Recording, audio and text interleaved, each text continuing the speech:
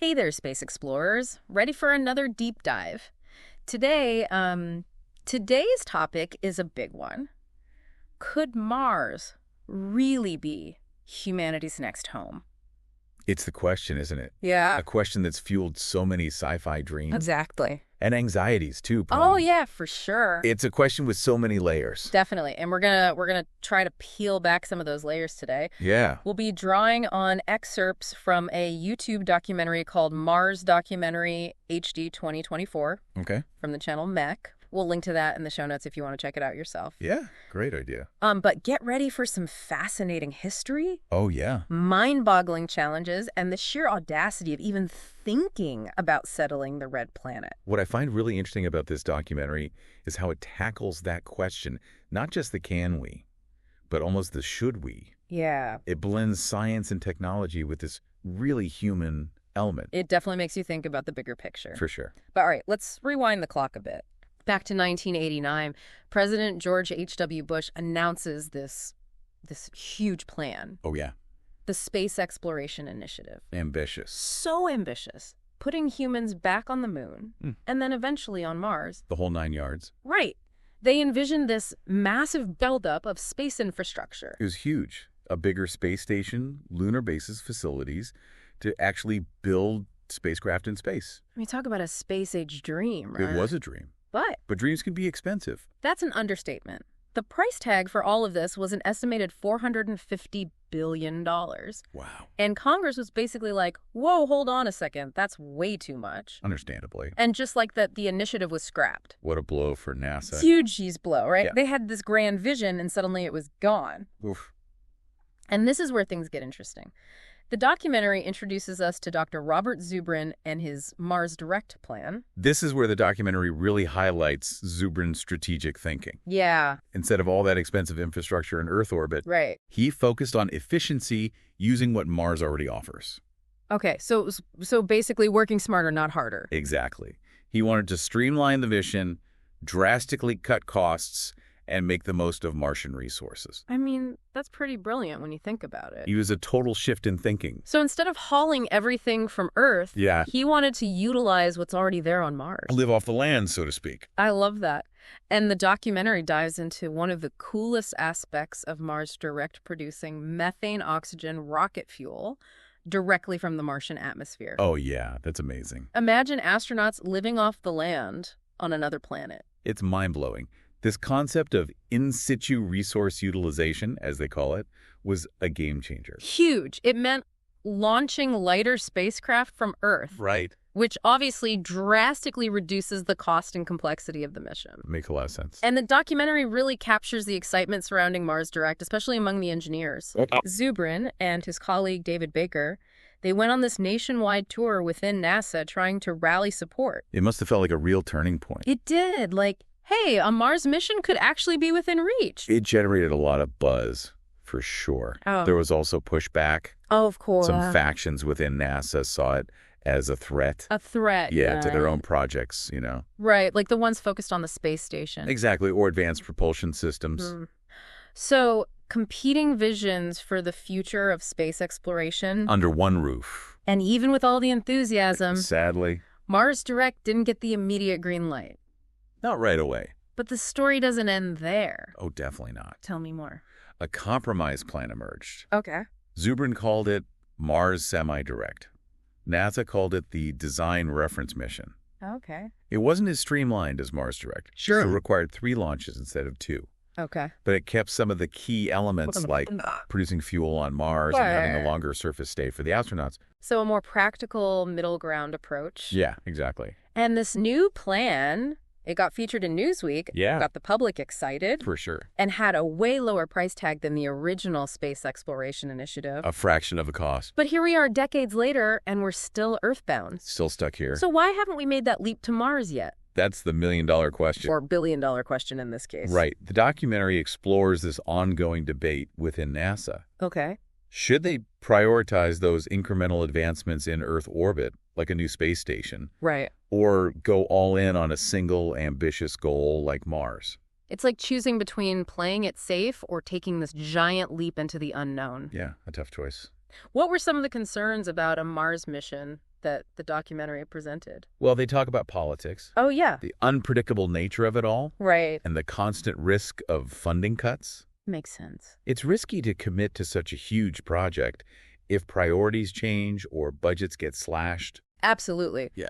But I'm sure the documentary didn't just focus on the negatives. No, not at all. What were the arguments for going to Mars? They interview scientists, engineers, Yeah. even everyday people who are incredibly passionate about Mars. Okay. They believe it's a crucial next step for humanity. And their reasoning? They talk about the potential scientific discoveries, Yeah. the technological advancements we'd have to make, the inspiration of sending humans to another planet. I love that. That's what always gets me, that sense of wonder and possibility. It's hard to resist. And the documentary also introduces us to the Mars Society. Those guys are awesome. Yeah, tell me more about them. They're actively working to make human exploration of Mars a reality. Wow. They've got these research stations, including one in Utah, where they simulate Martian conditions. So they're not just talking. No, they're doing. Conducting experiments, figuring out how to live and work on another planet. That's so cool. It's inspiring. Okay, so we've talked about the grand vision, the setbacks, the brilliant ideas of Mars Direct. Yeah. But let's face it, a Mars mission would be full of challenges. Oh, yeah, definitely. Things that could go very wrong. The documentary calls them the dragons we'd have to face. Okay, I like that. Dragons. It's a good analogy. So what's the biggest dragon? I'd say radiation. Ah, right. Space is a pretty harsh environment. It is. And astronauts would be exposed to both solar flares and cosmic rays, Constant bombardment. which can be incredibly dangerous. Life-threatening, even. So what are the solutions? How do we protect astronauts from this radiation? Well, for solar flares, those unpredictable bursts of radiation from the sun, Yeah. Zubrin's Mars Direct plan had a pretty clever solution. A pantry storm shelter.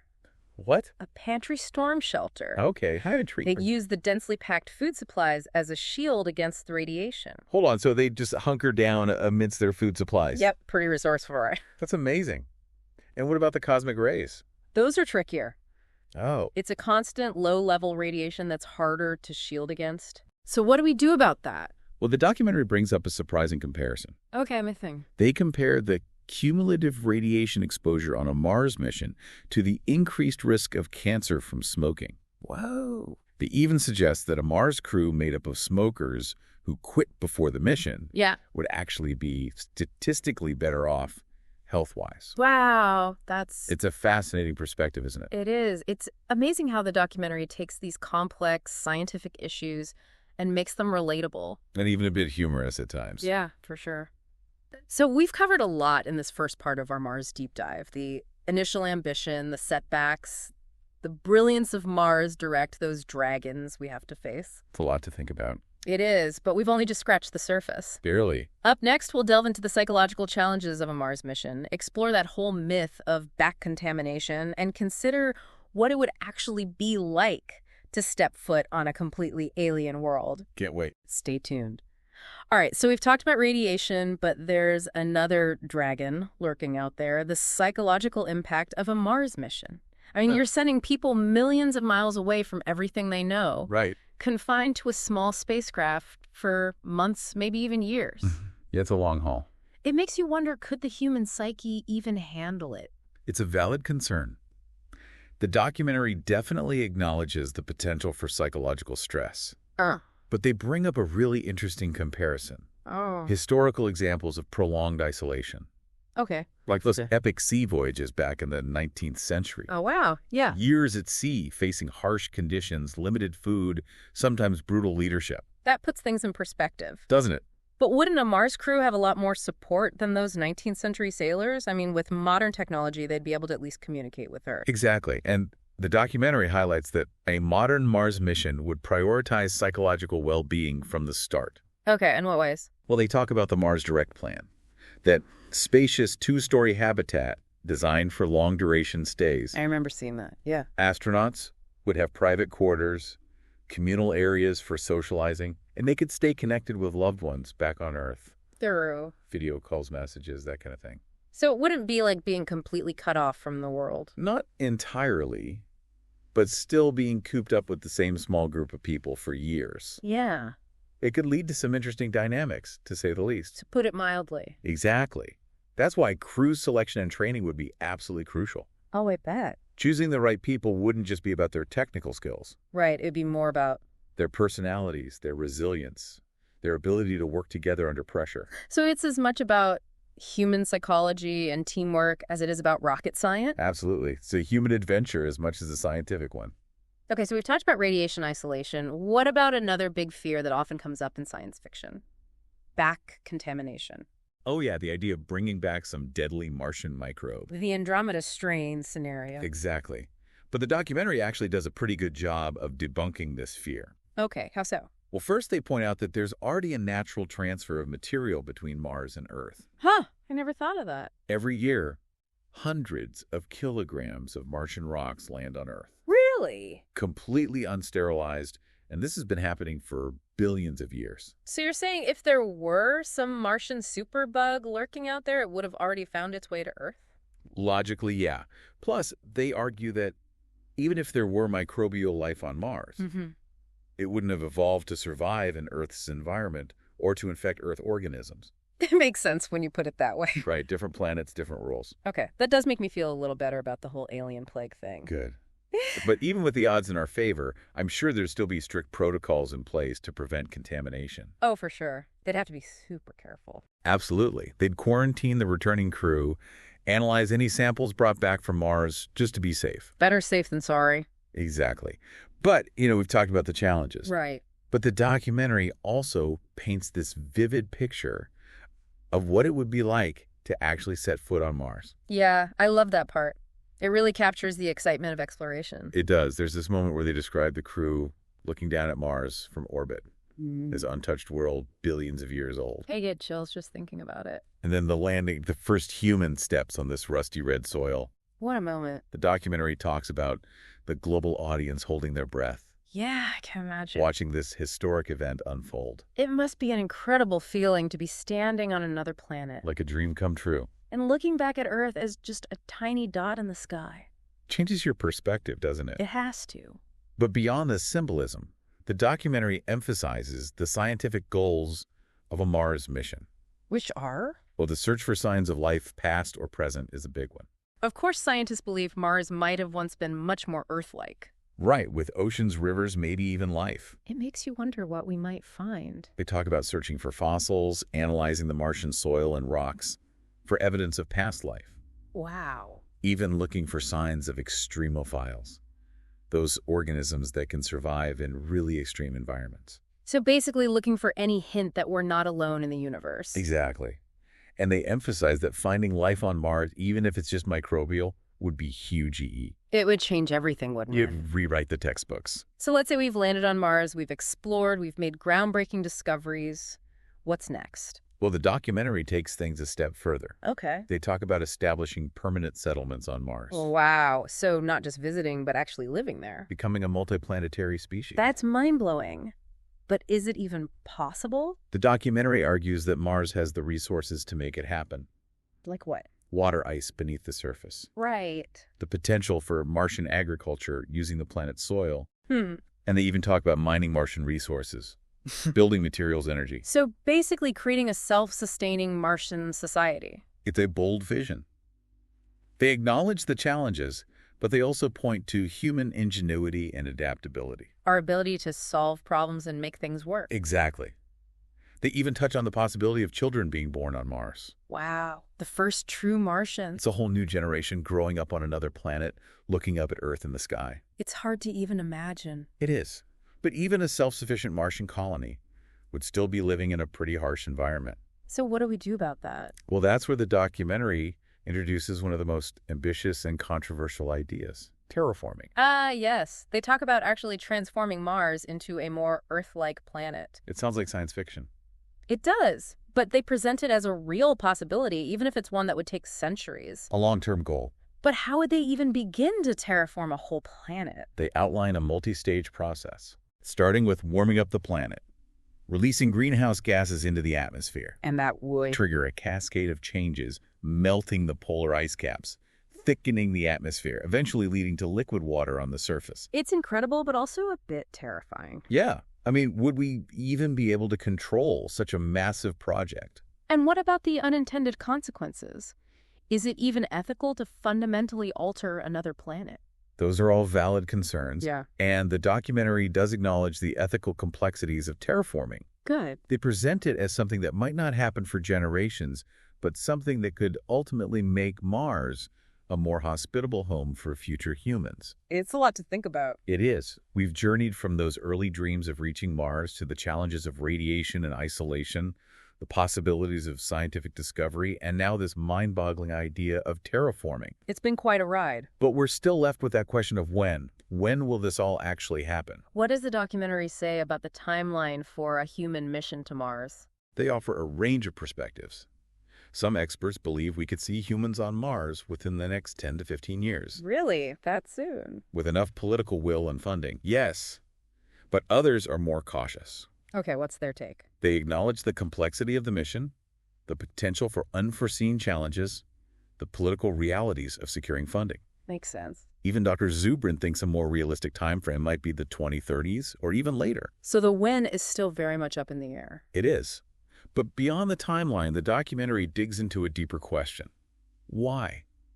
Why are we so captivated by Mars? Yeah, why Mars? What is it about this red, dusty planet that captures our imagination? They suggest that it's about our own place in the universe.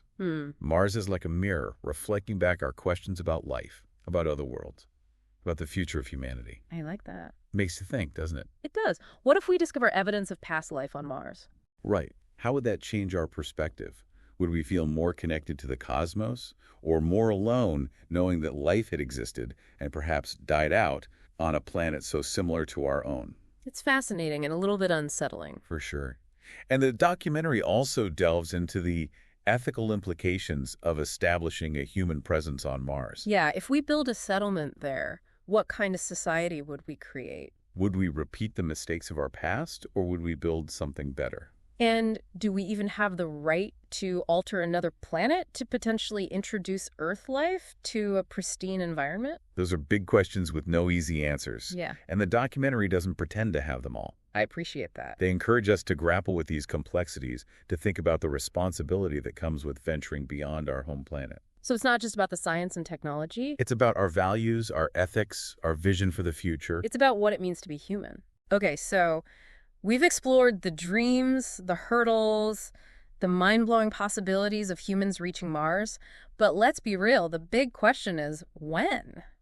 When will we actually set foot on that red dust? Right, it's the question everyone wants answered. Exactly. And the documentary does offer some insights, but it's not a simple answer. Definitely not.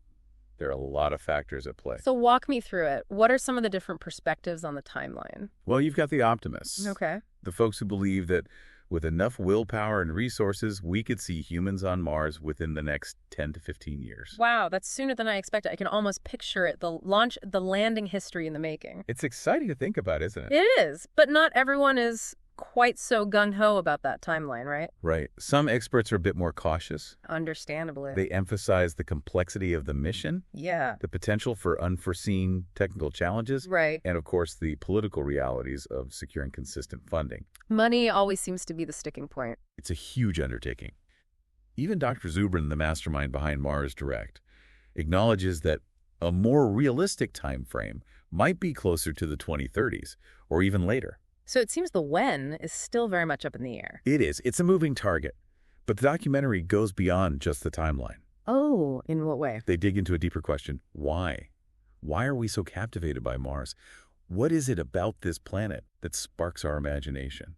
It's a good question. Why Mars? Out of all the planets in our solar system, why are we so fixated on this one? The documentary suggests it's tied to our curiosity about our place in the universe. Yeah. Mars is like this mirror, reflecting back our questions about the origins of life, the possibility of other worlds, the future of humanity itself. I like that. It's like Mars represents this ultimate unknown. Exactly. And it forces us to confront some pretty profound questions. Like what? What if we discover evidence of past life on Mars? How would that change our understanding of ourselves? Would we feel more connected to the cosmos or more alone, knowing that life might have existed and then vanished on a planet so similar to our own? It's a mind-boggling concept, and the documentary doesn't stop there.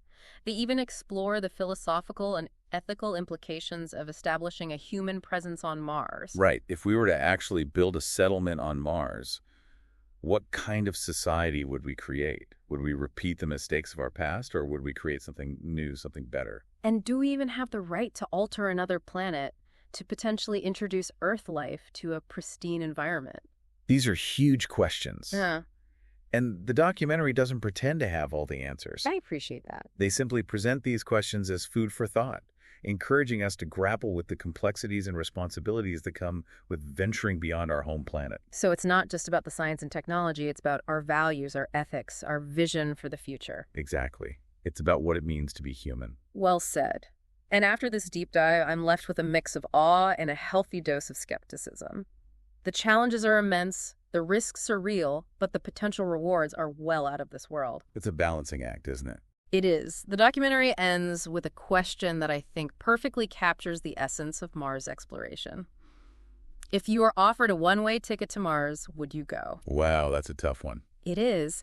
Would you leave behind everything you know to be a pioneer on a new world knowing you might never return to Earth? It's a decision that goes beyond logistics and technology. It's a deeply personal choice about what kind of life you want to live and what legacy you want to leave behind. It makes you really examine your priorities, your dreams, your fears. Absolutely. Well, this deep dive has been incredible. We've explored the history, the science, the challenges, the dreams, even the philosophical dilemmas of human exploration of Mars. It's been quite a journey. It has. And I hope it sparked some curiosity in you, listener. Maybe even inspired you to do some more exploring on your own. There's so much more to learn about Mars, about space exploration, about the possibilities that lie beyond our own blue planet. And remember, everything we've discussed today has been based on the factual content presented in that YouTube documentary. We've simply acted as your guides, highlighting the interesting points, sparking a conversation. We haven't added any of our own opinions or speculation. Our goal was to provide a framework for understanding this complex topic. But the real exploration, the real thinking, that's up to you. So keep those questions coming, keep looking up at the stars, and maybe, just maybe one day, some of us will be looking back at Earth from a whole new perspective as Martians. Until next time, keep exploring. Thanks for joining us on this deep dive, listener.